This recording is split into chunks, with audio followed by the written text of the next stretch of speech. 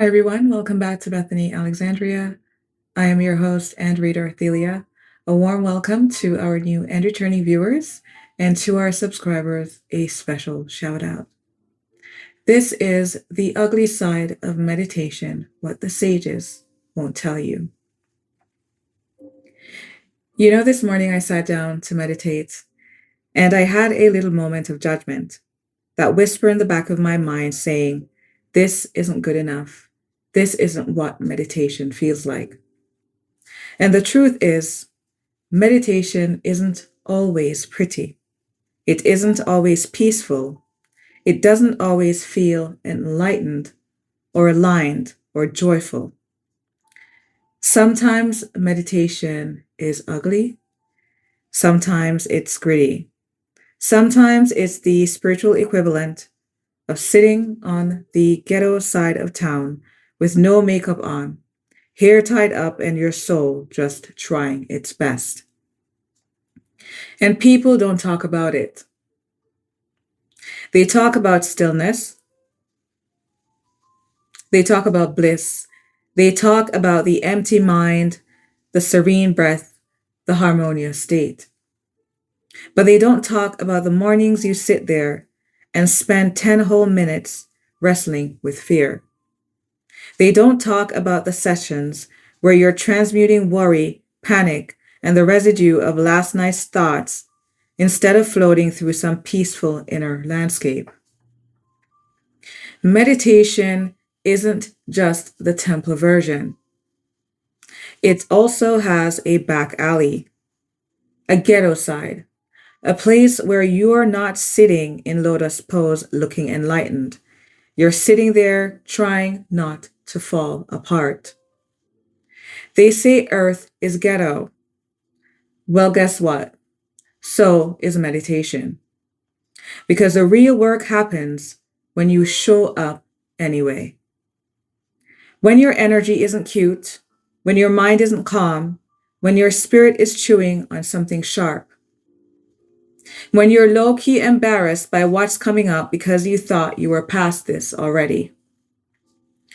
Meditation is not performance. It's not a vibe check. It's not a good behavior space. Meditation is exposure therapy with your own soul. It's the place you come to transmute, not to pretend. And some days, the meditation you think is bad is actually the session where the most healing happens. Because you sat there and you let the worry come up.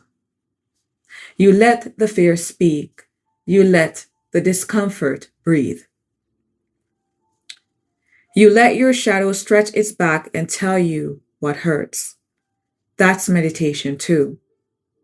The ghetto side, the side nobody puts in a book or shows on Instagram, the side that makes you real, the side that grows you. So if your meditation doesn't look like bliss, good. It means you're doing the work that counts. It means the practice is actually practicing you. Because meditation isn't about feeling good. It's about being honest. And some days, honesty is messy. And that's where the transformation lives. And here's a part that guides the pressed through clearly. This is leadership. Not the leadership that shows up when you feel triumphant, aligned, or powerful. Not the leadership that happens when everything is going right. But the leadership that emerges when the results aren't what you hope, the path ahead is unclear, you feel like you're failing, and you still show up and tend to your inner world. People assume leadership is built on confidence. But the deepest form of leadership is actually built on endurance, the ability to remain consistent even while uncertain.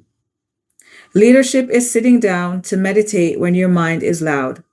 Leadership is facing yourself when you'd rather look away. Leadership is continuing the work when nothing feels polished or elevated. Because the truth is, the spiritual path will test you in private long before it blesses you in public. There will be days when your practice feels like a mess, days when you are not proud of what rises inside of you, days when you feel small, doubtful, or overwhelmed. Those are the days that forge real leaders. The ugly meditation, the one that doesn't fit the Instagram version, is often the most sacred initiation. Because any leader can lead from clarity. Only a true leader can lead from confusion and still remain anchored. Meditation is a training ground for that kind of leadership.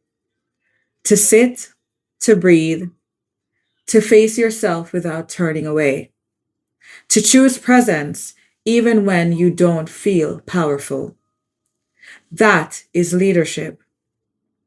When the results aren't what you hoped, you still show up.